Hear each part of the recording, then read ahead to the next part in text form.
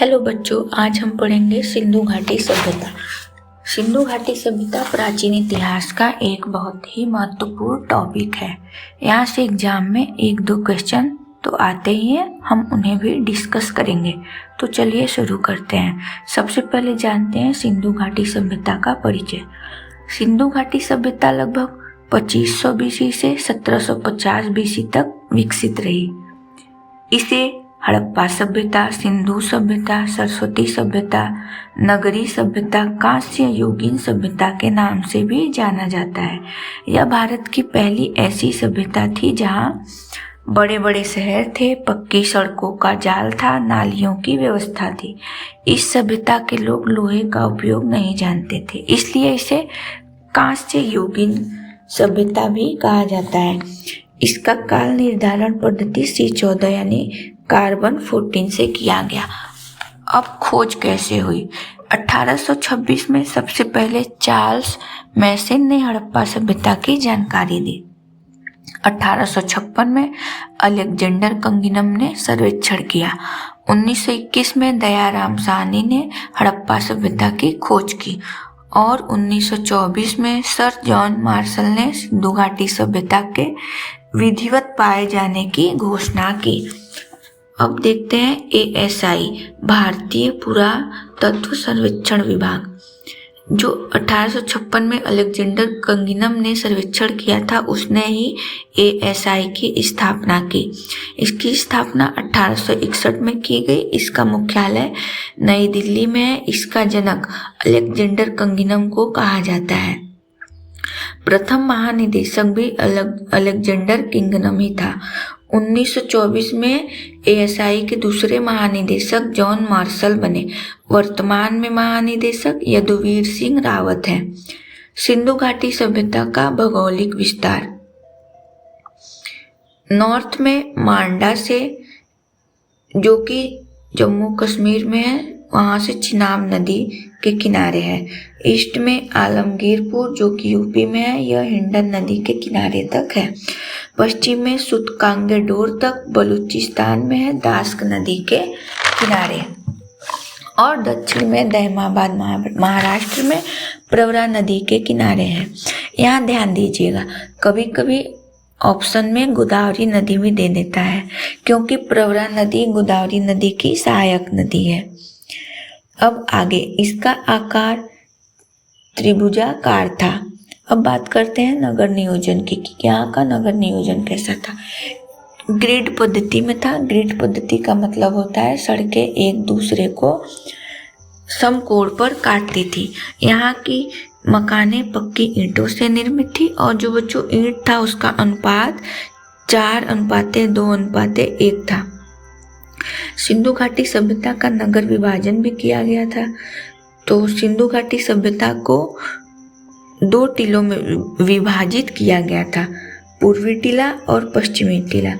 पूर्वी टीला में सामान्य जनता रहती थी, जिसे नगर कहते थे, और पश्चिमी टीला में राजा या सरदार रहते थे, जिसे दुर्ग कहते थे। एक एग्जाम में यह बहुत ही इम्पोर्टेंट है कि इस सभ्यता का एकमात्र ऐसा नगर बिछा था जिसे 3 टीलों में विभाजित किया गया था, वो था धौलावीरा, जो कि गुजरात में है। इसे पूर्व, पश्चिम और मध्य भाग में विभाजित किया गया था। इसी खासियत की वजह से 2021 में यूनेस्को की वर्ल्ड हेरिटेज साइट में धौलावीरा को शामिल किया गया। यह यूनेस्को का 40वां स्थल है। सिंधु घाटी सभ्यता का सामाजिक जीवन कैसा था? यहाँ का समाज मातृसत्तात्मक था। वस्त्र, यहाँ के लोग सूती व ऊनी वस्त्र पहनते थे और मीठे के लिए शहद का प्रयोग करते थे। और यहाँ के लोग मनोरंजन के लिए शिकार, शतरंज, नृत्य आदि करते थे। धर्म और विश्वास, यहाँ के लोग प्रकृति की पूजा में विश्वास करते थे, जैसे वृक्ष की पूजा, वृक्षों में पीपल की पूजा करते थे। जल की पूजा, पशुपति की पूजा, मातृ देवी, जिन्हें उर्वरता की देवी भी कहा जाता है, यानी कि धरती माता की पूजा भी करते थे। इनका चिन्ह था स्वास्तिक। यहाँ पूजा के तो साक्ष्य मिले, लेकिन यहाँ पे मंदिर के साक्ष्य नहीं मिले। कृषि व पशुपालन, इस सभ्यता की मुख्य फसलें गेहूं और जौ थी।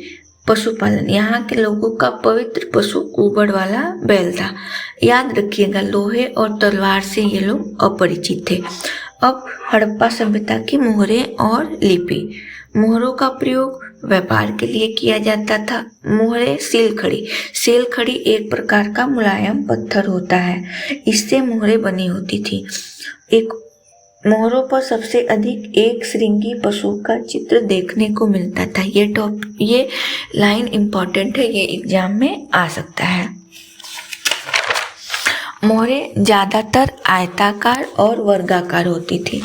यहाँ की लिपि भाव चित्रात्मक थी, जिसे पढ़ा नहीं जा सका।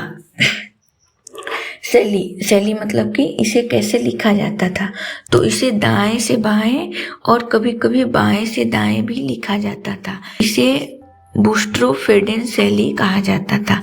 व्यापार और आयात, यहाँ के लोग व्यापार भी करते थे। तांबे का व्यापार ये लोग खेतड़ी, बलूचिस्तान और ओमान से करते थे। चांदी और टीन का व्यापार अफगानिस्तान और ईरान से करते थे। और गोल्ड यानी सोने का आयात निर्यात कर्नाटक, ईरान और अफगानिस्तान से करते थे। और शीशे का आयात और निर्यात ईरान से करते थे। सिंधु घाटी सभ्यता के प्रमुख स्थल हड़प्पा और मोहनजोदड़ो। बच्चों, जो हड़प्पा सभ्यता थी, इसकी खोज 1921 में दयाराम साहनी ने की थी। यह रावी नदी के किनारे है, पाकिस्तान में। मोहनजोदड़ो, इसकी खोज 1922 में राखलदास बनर्जी ने की थी। यह सिंधु नदी के किनारे है, ये भी पाकिस्तान में है। व्यापारिक केंद्र लोथल गुजरात में है। यह बच्चों भोगवा नदी के किनारे है। यह हड़प्पा सभ्यता का सबसे बड़ा बंदरगाह था। इसकी खोज 1954 में एहसान राव ने की थी। और दूसरा है सुरकोटदा, गुजरात में। धौलावीरा विश्व धरोहर, इसे सिंधु घाटी सभ्यता का विश्व धरोहर भी कहा गया है। इसकी खोज 1967-68 में जेपी जोशी के द्वारा किया गया। यह गुजरात में लूनी नदी के किनारे है। सिंधु घाटी सभ्यता के अन्य महत्वपूर्ण स्थल कालीबंगा, यह राजस्थान में घग्गर नदी के किनारे है। इसकी खोज 1951 में वीके थापर और अमलानंद घोष द्वारा की गई। दूसरा रोपड़, जो कि पंजाब में सतलज नदी के किनारे है। इसकी खोज 1953 में वाई.डी. शर्मा द्वारा की गई। वाई.डी. शर्मा का फुल फॉर्म यज्ञदत्त शर्मा है। तीसरा बनावली, हरियाणा में है, सरस्वती नदी के किनारे। इसकी खोज 1973 में आर.एस. बिष्ट द्वारा की गई। सुरकोटदा गुजरात में है, सादीकौर नदी के किनारे। इसकी खोज 1964 में जगपति जोशी के द्वारा की गई। अब सिंधु घाटी सभ्यता का सबसे प्राचीन और सबसे प्राचीन नगर भिड़ाना, हरियाणा में। लगभग 7500 से 6500 BC पुराना है, लेकिन खोज 2014 में हुई। भारत में सबसे बड़ा स्थल राखीगढ़ी, जो कि हरियाणा में है। इसकी खोज 1963 में सूरजभान द्वारा की गई। सिंधु घाटी सभ्यता की उत्पत्ति और पतन। इस सभ्यता को किसने बसाया यानी इसकी उत्पत्ति कैसे हुई? यह द्रविड़ों द्वारा, द्रविड़ यानी कि भारतीयों द्वारा इसकी उत्पत्ति हुई थी। सिंधु घाटी सभ्यता के पतन का मुख्य कारण बाढ़ था। आज इतना ही बच्चों। इसके आगे हम इसके स्थलों के बारे में विस्तार से अगली क्लास में जानेंगे। अगर कोई डाउट हो तो कमेंट में पूछें। और ऐसे ही परीक्षा उपयोगी जानकारी के लिए जीके चक्र एग्जाम से जुड़े रहें।